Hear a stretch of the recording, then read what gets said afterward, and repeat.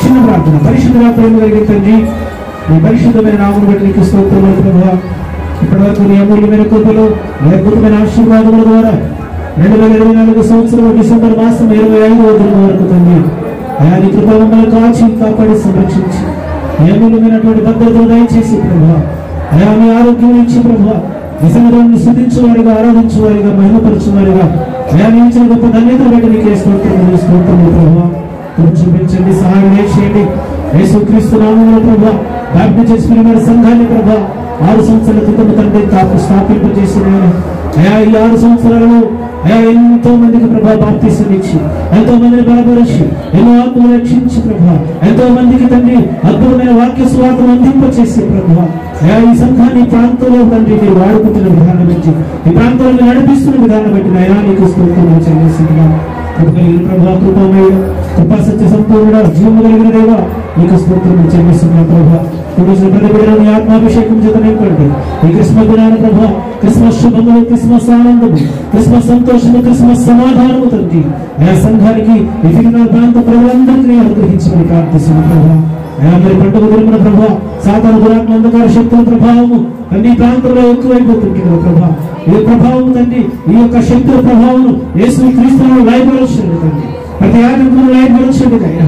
ప్రతి సహాయంలో పరిశుద్ధాత్మలో మీరే మాకు అనుగ్రహించి మహిమ పొందుకోమని, కొద్ది నిమిషాలు నీ సన్నిధిని గడపనైతుండగా ప్రభా నీ సన్నిధి కాంతి మా మీద ప్రకాశింపచేయమని, నీ యొక్క వెలుగును ప్రభా అయా నీ యొక్క అద్భుతమైన కృప మా మీద కుమ్మరించి, నీ దాసులు మట్టివాడు ప్రభా అల్పుడు యోగుడు నిలబడి మాట్లాడుతుంటుండగా మాట్లాడబడి నీ దాసులు కాదు, మీరే నీ ఆత్మక్షేత ప్రభా నీ దాసులు నింపి దీవించి సంఘానికి నాకు కావలసిన అద్భుతమైన అమూల్యమైన వర్తమానం చేత మా హృదయాన్ని సంధింపచేసి మహిమ ఘనత ప్రభావం మీరే పొందుకున్నాను. యేసుక్రీస్తు పరిశుద్ధమైన నామములో ప్రార్థించి వేడుకుంటున్నాము తండ్రి, ఆమేన్. హల్లెలూయా. మంచిది. లూకా సువార్త 2వ అధ్యాయము 8-10 వచనాలు ఒకసారి మనం చదువుకున్నాం. లూకా సువార్త 2వ అధ్యాయం 8-10 వాక్యాలు చదువు. మైక్లో చదవండి, డిస్టర్బెన్స్ ఉండదు.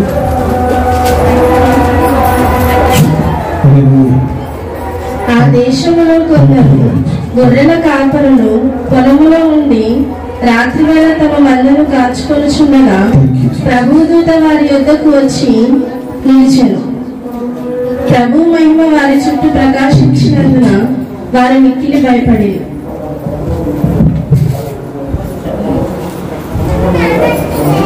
సువార్తికుడైనటువంటి లూకా గారు రాసినటువంటి లూకా సువార్తలో ఒక మాటను ఈరోజు మనం ధ్యానం చేయబోతున్నాం. ఆ మాట భయపడకుడి. చెప్పండి. క్రిస్మస్ సందేశంలో క్లుప్తంగా కొన్ని మాటలు మనం ధ్యానం చేయబోతున్నాం. మొట్టమొదట భయపడిన మానవుడు ఎవరు భూమి మీద? ఆదాము. చెప్పండి. మొదటి మానవుడు ఆదామే. మొదటిగా భయపడిన మానవుడు కూడా ఆదామే. ఆదాము నుంచి నేటి వరకు మనిషి అనేక రకాల భయాలకు గురైపోయాడు. ఆదాము మొదటి మానవుడైన ఆదాము దగ్గర నుంచి మన వరకు కూడా ఆలోచన చేస్తే ప్రతి మనిషి ఏదో ఒక విషయానికి భయపడుతూ ఉన్నాడు. ఆర్థిక సమస్యలతోటి, మరణ భయంతోటి, రోగాల భయంతోటి, అనేక రకాల భయాలకి ప్రతి మనిషి భయపడుతూ జీవిస్తున్నప్పుడు మనిషి భయపడడానికి ఏకైక కారణము పాపము చేయనటువంటి మనిషి ఎవరు భయపడే అవకాశమే లేదు. అంటే మనిషి చేస్తున్నటువంటి పాపాన్ని బట్టి, మనిషి చేస్తున్న అతిక్రమాన్ని బట్టి, మనిషి చూపుతున్న అవిధేయతను బట్టి ప్రతి మనిషి భయాందోళనకు గురైపోతున్నాడు. ఆదాము గారు మొదటిసారి పాపం చేసినప్పుడు, దేవుని యొక్క ఆజ్ఞను అతిక్రమించినప్పుడు ఆ మనిషి ఆదాము దేవుడు పిలవగానే భయపడిపోయి చెట్ల చాటున దాచుకున్నట్లుగా నేను నన్ను చూస్తున్నాను. ఆనాటి నుంచి నేటి వరకు ఎంతో మంది భయపడుతున్నారు. నాటి నుంచి నేటి వరకు ఎంతో మంది భయపడుతున్నారు. ఆ భయాందోళన పోగొట్టడానికి లోకరక్షకుడైన యేసుక్రీస్తు ఈ లోకానికి రావడం జరిగింది. హల్లెలూయా. చెప్పండి బట్టి అభినందనలు తెలియజేద్దాం. యేసుక్రీస్తు ఈ లోకానికి వస్తున్నాడు కాబట్టి పాపము చేసిన వాడు భయపడడానికి అవకాశం లేదు. మరణ భయంతో భయపడడానికి అవకాశం లేదు. ఎందుకు పాపం చేసిన వాడు భయపడడానికి అవకాశం లేదు? పాపం చేసిన ఆదాము భయపడ్డాడు కదా, పాపం చేసిన మనం ఎందుకు భయపడకూడదు అని అంటే కొన్ని లేఖనాలు మనం చూద్దాం. లూకా సువార్త 19వ అధ్యాయము. లూకా సువార్త 19వ అధ్యాయం 10వ వాక్యాన్ని మనం చూద్దాం. లూకా సువార్త 19వ అధ్యాయం నశించిన దానిని వెదకి రక్షించుటకు మనిషి కుమారుడు వచ్చెనని అతనితో చెప్పాడు. నశించిపోతున్నటువంటి ఆత్మలు, నశించిపోతున్నటువంటి మనిషిని వెదకి రక్షించడానికి యేసుక్రీస్తు ఈ లోకానికి వచ్చాడు. కాబట్టి ఇక మీద ఎవరు కూడా నశించిపోయేటప్పుడు ఎవరు నశించిపోతారు? నశించిపోయేటువంటి వాడు ఎవరు అని అంటే, పాపము చేసిన వాడు నశించుకోవడానికి అవకాశం ఉంది, పాపం చేసిన వాడు భయపడడానికి అవకాశం ఉంది.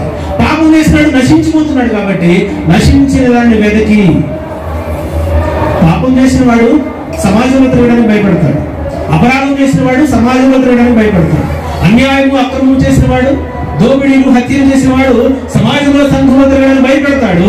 ఇలా భయాందోళనకు గురై భయపడుతున్నటువంటి వాడిని యేసుక్రీస్తు వెదకి వారి పాపం నుండి విమోచించి, వారి అతిక్రమముల నుండి పరిహరించి, వారికి ఒక అద్భుతమైనటువంటి మంచి విశ్వాస భక్తి జీవితాన్ని దయచేయడానికి యేసుక్రీస్తే వెదకి రక్షించడానికి ఈ లోకానికి వచ్చాడు. కాబట్టి ఇక పాపములో భయపడడానికి వీల్లేదు, పాపములో మరణించడానికి వీల్లేదు.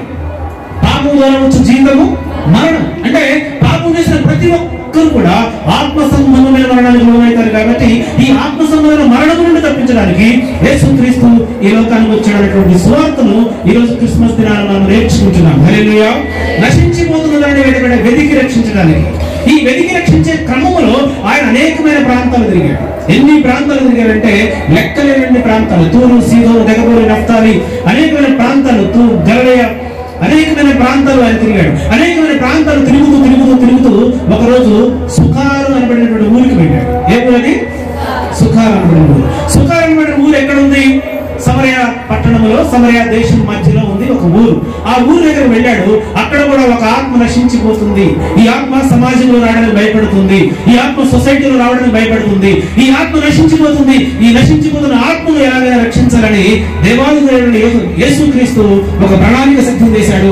ఆ ప్రణాళికలో భాగంగా సువార్త పరిచయం చేసుకుంటూ ఆ ఊరికి వెళ్ళాడు. ఆ ఊరిలో ఆ పాపాత్మురాలైనటువంటి స్త్రీ ఎక్కడికి వస్తుందో ఆయన తెలుసు. కాబట్టి ఆ యాకోబు బావి దగ్గర కూర్చున్నాడు. తెలుసు ఇక్కడికి వస్తుంది ఒక స్త్రీ, ఎవరు లేని టైంలో చూసి వస్తుంది, ఎవరు గుర్తించినటువంటి ప్రాంతాన్ని, స్థలాన్ని, అలాంటి సమయాన్ని ఎన్నుకుని ఆ స్త్రీ వస్తుంది. కాబట్టి ఆ స్త్రీని వెతికి రక్షించడానికి యేసుక్రీస్తు సుఖారమైన ఊరి దగ్గరికి వచ్చాడు. ఆ యాకోబు బావి దగ్గర కూర్చున్నాడు. కూర్చున్న వెంటనే ఆ స్త్రీ అక్కడికి వచ్చింది. ఆ సంభాషణ, వాళ్ళిద్దరి మధ్యలో జరిగిన సంభాషణ ఒకసారి మనం చూద్దాం. ఆ ఇద్దరి మధ్యలో జరిగిన సంభాషణను మనం చూద్దాం. యోహాను సువార్త 4వ అధ్యాయం, యోహాను సువార్త 4వ అధ్యాయం, యోహాను సువార్త 4వ అధ్యాయం చూద్దాం. 4వ అధ్యాయం 5వ వాక్యం చూద్దాం ఒకసారి. 4వ అధ్యాయం 5వ వాక్యం. యాకోబు తన కుమారుడైన యోసేపునకు ఇచ్చిన భూమి దగ్గరనున్న సమరయలోని సుగారను ఒక ఊరికి వచ్చెను. యాకోబు తన కుమారుడైన యోసేపుకు ఇచ్చిన భూమి దగ్గరనున్న సమరయలోని సుగారను ఒక ఊరికి వచ్చింది. యేసుక్రీస్తు చేసినటువంటి ప్రతి క్రియ, యేసుక్రీస్తు చేసినటువంటి ప్రతి పని కూడా ఒక మంచి ఎవిడెన్స్ తో కూడినటువంటి పని. సుఖార్ అనే ఊరు ఎక్కడ ఉంది అంటే సమరయ ప్రాంతంలో ఉంది. ఈ సమరయ ఊరు ఎక్కడ ఉంది అంటే యాకోబు గారు యేసేపుకు ఇచ్చినటువంటి భూమి, ఆ భూమిలో బావి ఉంది అంటే దానికి యాకోబు బావి అని కూడా పేరు. అంటే పక్కా ఎవిడెన్స్, పక్కా ఆధారాలతో చెప్తున్నాడు. ఏదో కట్టుకథలు, కళ్ళబొల్లి కథలు, చందమామ రావే, జాబీలు రావే అలాంటి కథలు బైబిల్ గ్రంథంలో ఎక్కడ ఉండవు. ఏ స్టోరీకైనా ఒక ఖచ్చితమైనటువంటి ఆధారాన్ని దేవుడు మనకి ఇచ్చాడు. ఎందుకంటే ఎవరు ప్రశ్నించడానికి అవకాశం లేదు. ఇదంతా కట్టుకదండి, అనగనగా ఒక ఊరు, ఆ ఊరు ఎక్కడ ఉందో మనకు తెలియదు. అనగనగా ఒక రాజు, ఆ రాజు గారు ఎవరో మనకు తెలియదు. అలాంటి కథలు బైబిల్ ఎక్కడ ఉండవు. బైబిల్లో ఏదైనా ఒక స్టోరీ రాశారంటే ఆ స్టోరీ ఏ ఊర్లో ఉంది, ఏ రాష్ట్రంలో ఉంది, ఏ ప్రాంతంలో ఉంది, ఆ స్టోరీ జరుగుతున్నప్పుడు రాజు ఎవరు, ఆ స్టోరీ జరుగుతున్నప్పుడు అక్కడ గవర్నర్ ఎవరు, ఇవన్నీ కూడా బైబిల్ గ్రంథంలో ఒక మంచి స్పష్టమైనటువంటి ఎవిడెన్స్ తో మనకు గ్రంథస్థం చేయించాడు దేవుడు. ఎందుకంటే ఇది మాత్రమే పరిశుద్ధ గ్రంథం. ఈ గ్రంథంలో ఉన్న ప్రతి మాట సత్యం. ఆ సత్యమైన వాక్యాన్ని మనం చదువుకుంటున్నాం. యేసుక్రీస్తు లోకానికి వచ్చాడు. ఎందుకు వచ్చాడంటే నశించిన వారిని వెతికి రక్షించడానికి వచ్చాడు. నువ్వు వెతికినా వెతకపోయినా యేసుక్రీస్తుని ఆయన వెతుకుతాడు. ఆయన నిన్ను వెతికే దేవుడు, ఆయన నిన్ను చూసే దేవుడు, ఆయన నీ పరిస్థితిని ఆలోచించి నీకు నిత్య జీవాన్ని అనుగ్రహించే దేవుడు.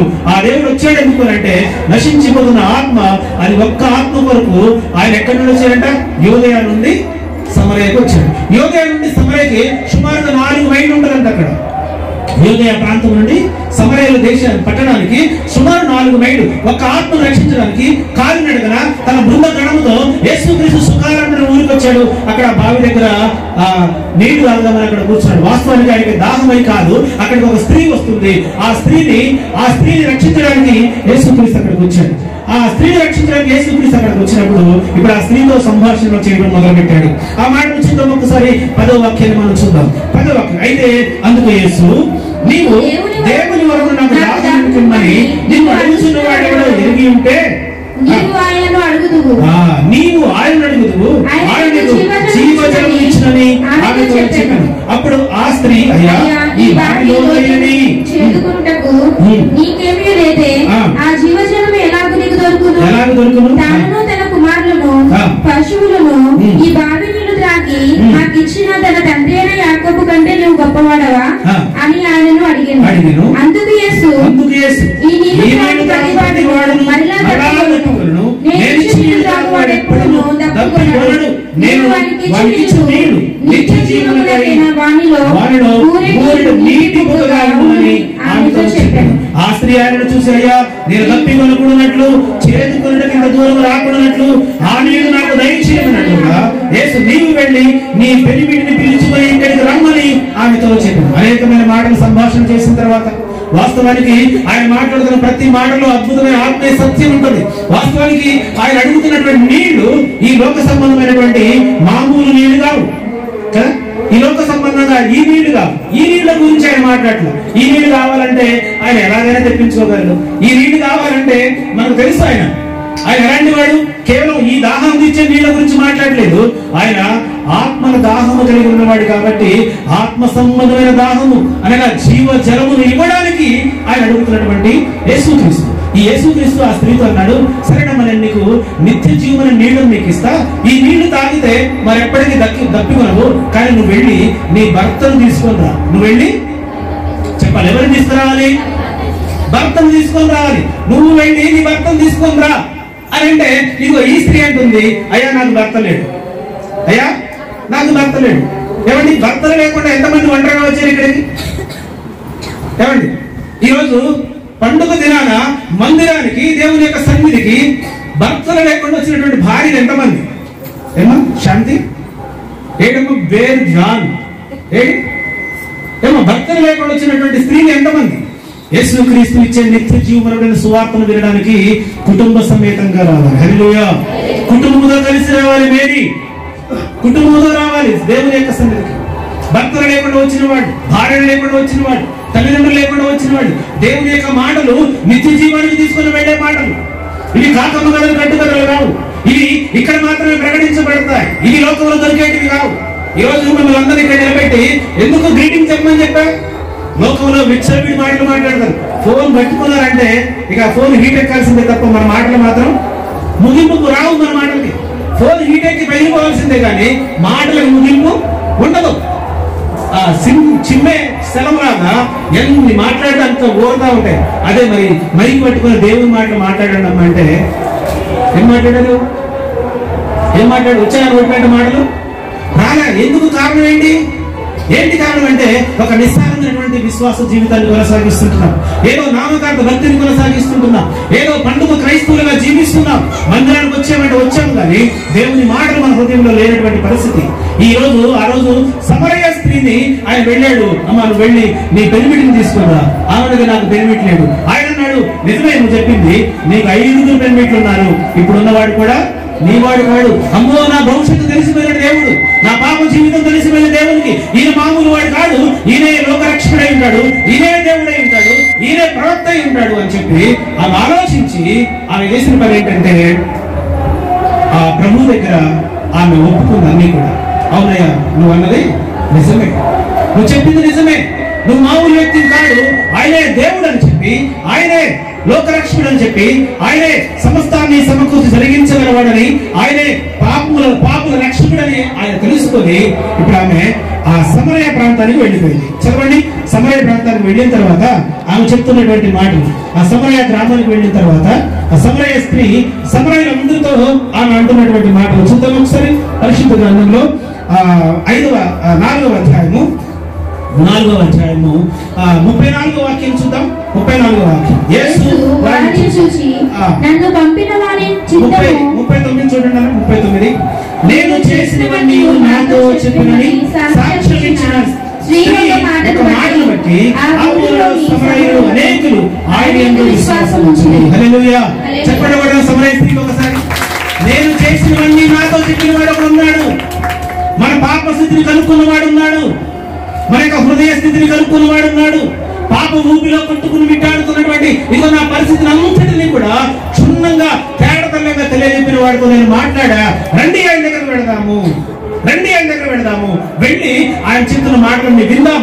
ఆయన దేవుడిలా కనిపిస్తున్నాడు, ఆయన రక్షకుడిలా కనిపిస్తున్నాడు, ఆయన ఒక ప్రవక్తలా కనిపిస్తున్నాడు. ఆయన మామూలు వ్యక్తి కాడు, నా జీవితాన్ని అంతటినీ కూడా తెలుసుకున్నవాడు అని చెప్పి ఆ స్త్రీ ఆ ఊరి వాళ్ళందరికీ చెప్పి ఆ ఊరి అందరినీ కూడా రక్షణలో నడిపించింది. ఒక్క స్త్రీని యేసుక్రీస్తు వెతికి రక్షిస్తే ఆ స్త్రీ వెళ్ళి సమరయులందరికీ కూడా సువార్త చెప్పి ఆ ఊరంతా రక్షించడానికి కారణమైంది. హల్లెలూయా, హల్లెలూయా.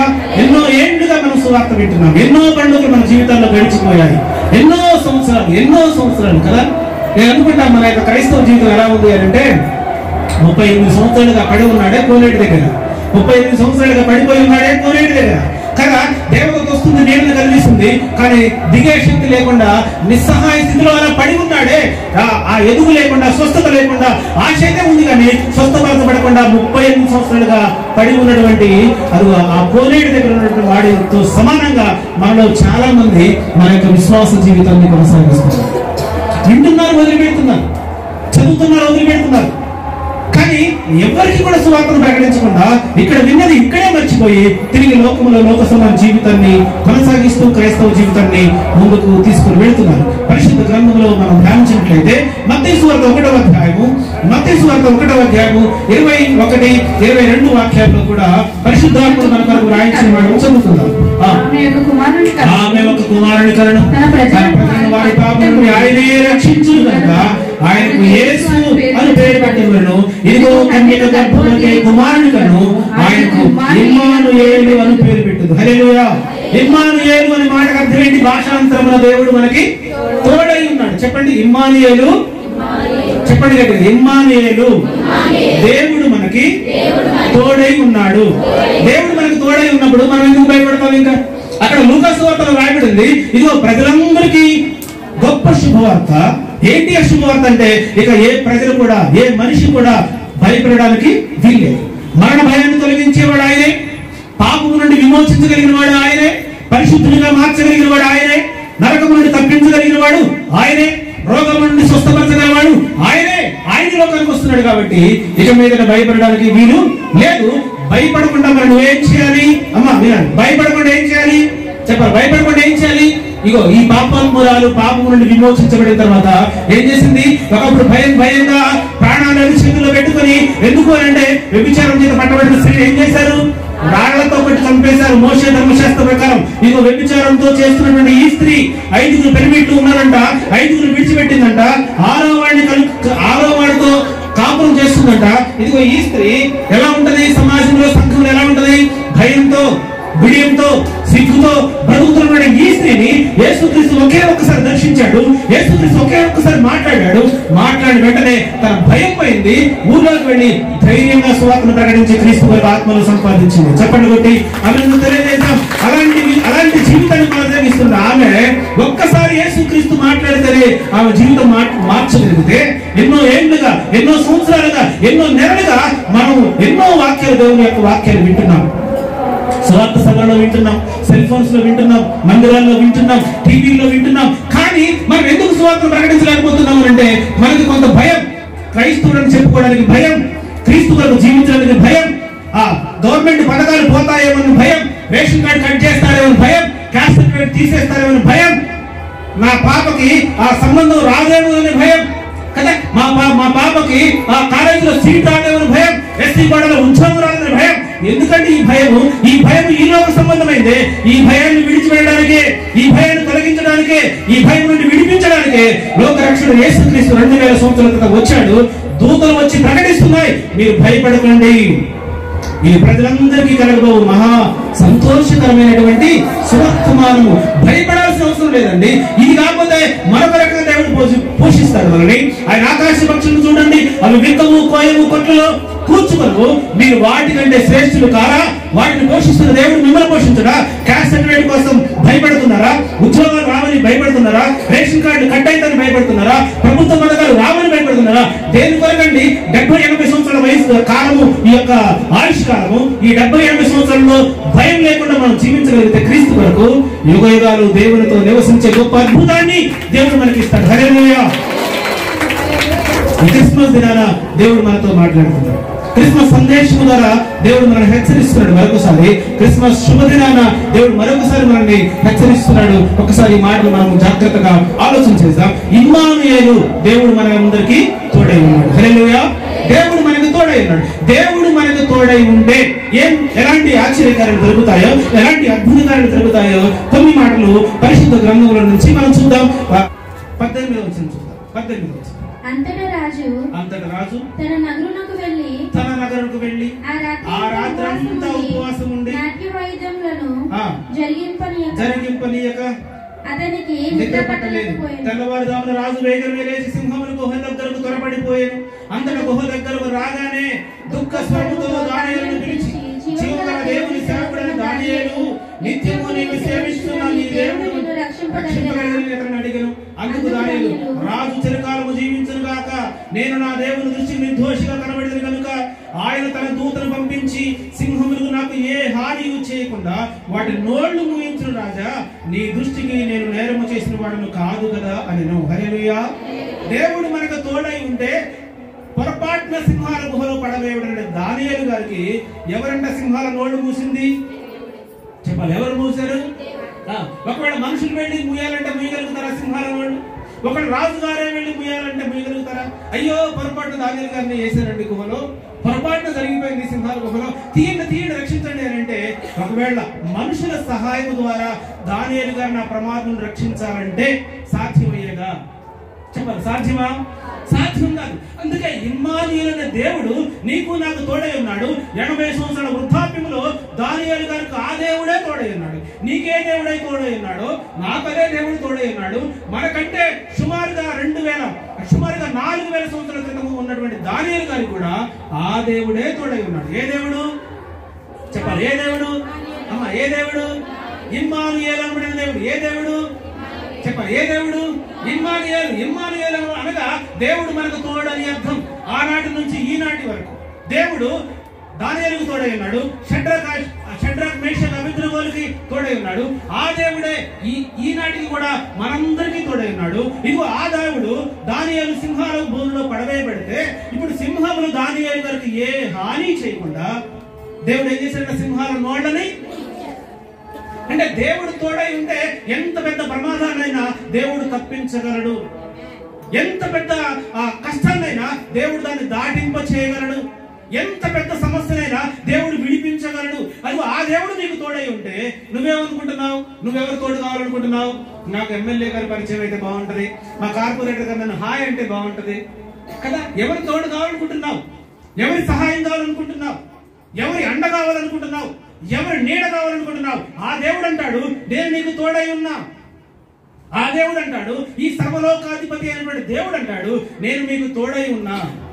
నువ్వు నాకు తోడై ఉన్నావు కానీ ప్రభువా, నాకు మంచి ధనవంతుడు తోడు కావాలని మనం అనుకుంటున్నాం కదా. ఇప్పుడు రాజుగారి పరిస్థితి చూడండి. రాజుగారు దగ్ధస్వరముతో బాధతో ఆ సింహాల గుహ దగ్గరకు వచ్చి తెల్లవారుజామున వచ్చి, దానియేలు, నీవు సేవించుతున్న దేవుడు నిన్ను రక్షింపగలిగినా అంటే దానియేలు గారు వెంటనే ఏ మాత్రం కోపం లేకుండా దానియేలు గారు అనుకోవచ్చు, ఇదిగో నేను ఈ రాజుగారి దగ్గర సుమారుగా 10 సంవత్సరాలుగా నేను పని చేశాను, నేను ఎలాంటి వాడు నాకు తెలియదా? రాజుగారికి వాడు కంప్లైంట్ ఇవ్వగానే నన్ను పడేస్తాడా? నా నీతి తెలియదా? నా భక్తి తెలియదా? నా యథార్థత తెలియదని దానియేలు గారు రాజుగారి మీద కొంత నిట్టూర్పు విడవాల్సింది. కానీ దేవుని యందు మాత్రమే భయభక్తులు కలిగిన దానియేలు గారు ఆ విషయాన్ని పక్కన పెట్టి రాజుగారిని ఆశీర్వదిస్తూ రాజుగారితో అంటున్నాడు, రాజు చిరకాలము జీవించునుగాక. రాజా, నేను నా దేవుని దృష్టికి యథార్థముగా, నేను నా దేవుని దృష్టికి నిర్దోషిగా కనబడింది కనుక ఆ సింహములు నాకు ఏ హాని చేయకుండా ఆ దేవుడే ఆ సింహాల నోళ్లను చెప్పాలి, ఎవరిని? సింహాల నోళ్లను మూయించాడు కనుక ఇదిగో నాకు ఏ హాని కలగలేదు రాజా, నేను కూడా నీ దృష్టికి కూడా నేను నిర్దోషిని కదా. ఎంత విధేయత అంటే, ఎంత తగ్గింపు కదా, ఎంత మంచి విశ్వాసంతో దానియేలు గారు ఆలోచన రాజు గారిని అభినందిస్తున్నాడు, ఆయన ప్రార్థిస్తున్నాడు కదా. నన్ను సింహాల బోనులో వేశాడు అన్నటువంటి బాధ లేదు ఆయనకి.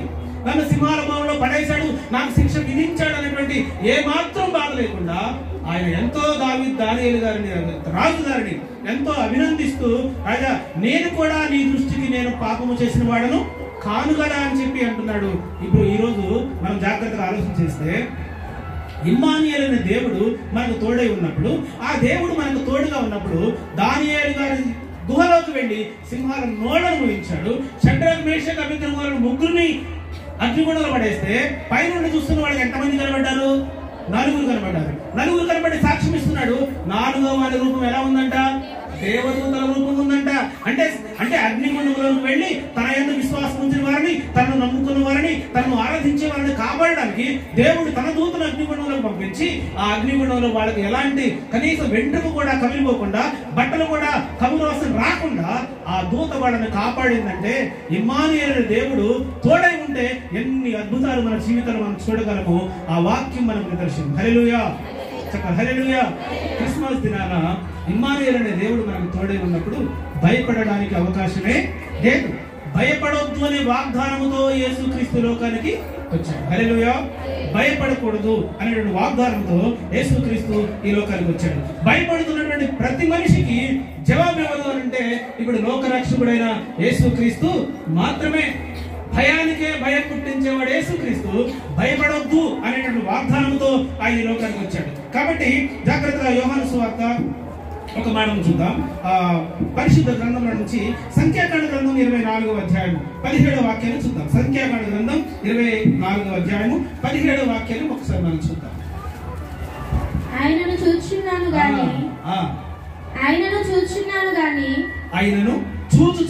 గాని ప్రస్తుతమున్నట్టు కాదు, ఆయనను చూచుచున్నాను గాని సమీపమున్నట్టు కాదు. నక్షత్రము యాకోబులో ఉదయించును, రాజదండము ఇశ్రాయేలు నుండి లేచును, అది మోయాబు ప్రాంతమును కొట్టును, కలహవీరులందరినీ నాశనము చేయును. హల్లెలూయా. ఇక్కడ సంఖ్యాకాండ గ్రంథకర్త ఎవరు చెప్పండి? సంఖ్యాకాండ గ్రంథకర్త ఎవరు?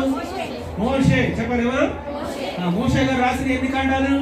5 కాండాలు కదా. 5 కాండాలలో ఒక కాండము సంఖ్యాకాండ గ్రంథం. ఈ సంఖ్యాకాండ గ్రంథంలో యేసు క్రీస్తును గూర్చినటువంటి ప్రవచనాన్ని మనం ఇప్పుడు చదివాం. ఒకటి, భయాన్ని తొలగించడానికి ఆయన ఈ లోకానికి వచ్చాడు. రెండవది, నశించిన దాన్ని వెతికి రక్షించుటకు ఈ లోకానికి వచ్చాడు.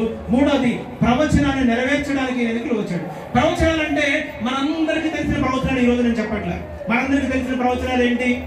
ఆది కాండంలో 3వ అధ్యాయం 2వ వచనం మనకు తెలిసిన ప్రవచనమే కదా. యెషయా గ్రంథం 7వ అధ్యాయము 14వ వచనం తెలిసిన ప్రవచనమే. ఇప్పుడు మీకు తెలిసిన నేను చెప్పట్లే, తెలియని ప్రవచనాలు ఈ రోజు నేర్పించే ప్రయత్నం చేస్తున్నాం. జాగ్రత్తగా విందాం, నోట్ చేసుకోండి వీలైతే. పరిశుద్ధ గ్రంథంలో సంఖ్యాకాండ గ్రంథంలో 24వ అధ్యాయము 17వ వాక్యము చివరి 3 లైన్లో నక్షత్రము యాకోబులో ఉదయించును. చెప్పండి, నక్షత్రము యాకోబులో ఉదయించును. ఇది ఎలా ప్రవచనము? ఈ ప్రవచనానికి యేసుక్రీస్తు ఎలా ఆపాదించవచ్చు? యేసుక్రీస్తు ఈ ప్రవచనం నెరవేర్చడానికి రుజువేంటి మనకంటే, మనకు ఆల్రెడీ లూకా సువార్తలో మనం చూసాం. వారు ఆ నక్షత్రమును చూసి అత్యానందభరితులై, అంటే ఆ నక్షత్రం ఈ నక్షత్రం ఒకటే అంటే ఒకటే. ఎలా ఒకటి అంటే, ఇక్కడ ఆ నక్షత్రం ఎవరిలో ఉదయించిందంట? యాకోబు. యేసుక్రీస్తు ఏ సంతతి వాడు? ఏ వారసుడు వాడు? యాకోబు నుండి ఆయన ఈ లోకంలోకి వచ్చినటువంటి సందర్భాన్ని మనందరికీ తెలుసు. ఇప్పుడు ఈ నక్షత్రం ఏం చేస్తుందంటే సార్, రాజదండము ఇశ్రాయేలులో లేచును కదా. యేసుక్రీస్తు రాజులకు రాజు, ప్రభువులకు ప్రభు. మీకు తెలియాలి.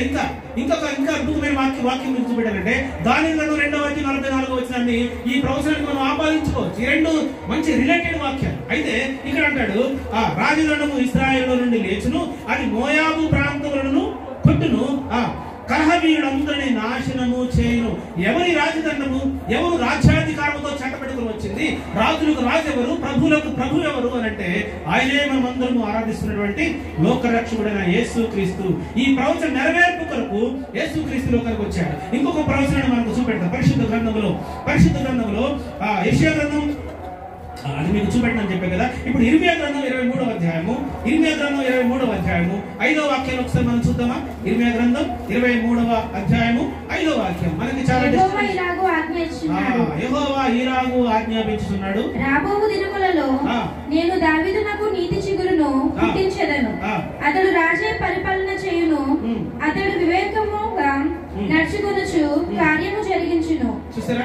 యెహోవా ఇలాగు ఆజ్ఞాపించుచున్నాడు, రాబోవు దినములలో నేను దావీదునకు నీతి చిగురు పుట్టించెదను, అతడు రాజై పరిపాలన చేయును, అతడు వివేకముగా నడుచుకొనుచు కార్యము జరిగించును, భూమి మీద నీతి న్యాయములను జరిగించును. హల్లెలూయా, హల్లెలూయా.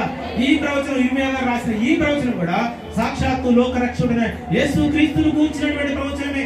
ఇదిగో ఈ ప్రవచనాలన్నిటినీ కూడా నెరవేర్చడానికి ఈ ప్రవచనం ఎక్కడ నెరవేర్చబడింది అంటే దానికి కూడా రిఫరెన్స్ మనం చూద్దాం. పరిశుద్ధ గ్రంథంలో నుంచి ప్రకటన గ్రంథం 22వ అధ్యాయము, ప్రకటన గ్రంథం 22వ అధ్యాయము. చాలా డిస్టర్బెన్స్ ఉంది. ఈ రోజు మనం త్వరగా వాక్యాన్ని ముగించుకునే ప్రయత్నం చేద్దాం. ఇంకా చాలా కార్యక్రమాలు ఉన్నాయి. 22వ అధ్యాయము 16వ వాక్యాన్ని మనం చూద్దాం. 16వ వాక్యం, సంఘముల కోసము ఈ సంగతుల గురించి మీకు సాక్ష్యం ఇచ్చుటకును యేసును నేను నా దూతలను పంపి ఉన్నాను.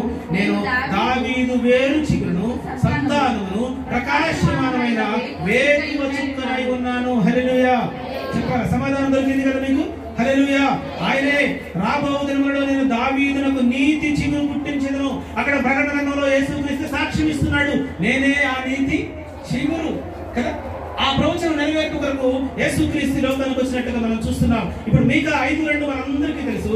ఈ ప్రవచనాన్ని మీకా 5:2 ప్రవచనము మత్తయి 2:1 ద్వారా దేవుడు నెరవేర్చాడు. అలాగని మనం చూసినట్లయితే దానియేలు 2:44 ప్రవచనాన్ని మలాకి 4:5-6 వాక్యాల ద్వారా దేవుడు నెరవేర్చాడు. అలాగనే మలాకి 3:1 ప్రవచనాన్ని దేవుడు లూకా సువార్తలో నెరవేర్చాడు. అలాగే కీర్తన 45:7 ఒక వాక్యాన్ని జకరియా 11:2 వాక్యం ద్వారా దేవుడు నెరవేర్చాడు. ఈ వాక్యాలన్నిటిని మనం జాగ్రత్తగా ఆలోచన చేసి చదువుకున్నట్లయితే చివరిగా కీర్తన 22:18 అది యేసుక్రీస్తు మరణ సమాధి పునరుద్ధారణకి నిదర్శనంగా ఆ కీర్తన దేవుడు మనకి వ్రాయించాడు. ఈ ప్రవచనాలు ఎన్నో ప్రవచనాలు నెరవేర్పు కొరకు యేసుక్రీస్తు లోకానికి వచ్చాడు. హల్లెలూయా. చెప్పండి, యేసుక్రీస్తు వస్తూ ఇచ్చినటువంటి వాగ్దానం ఏంటి? యేసుక్రీస్తు లోకానికి వస్తూ ఇచ్చిన వాగ్దానం ఏంటి? యేసుక్రీస్తు లోకానికి వస్తూ మనకి ఇచ్చిన వాగ్దానం ఏంటి? భయపడకడి. చెప్పండి, ఏంటది? ఎందుకు భయపడొద్దు? ఆయన మీకు తోడై ఉన్నాడు కాబట్టి భయపడొద్దు. ఎలా తోడై ఉన్నాడు?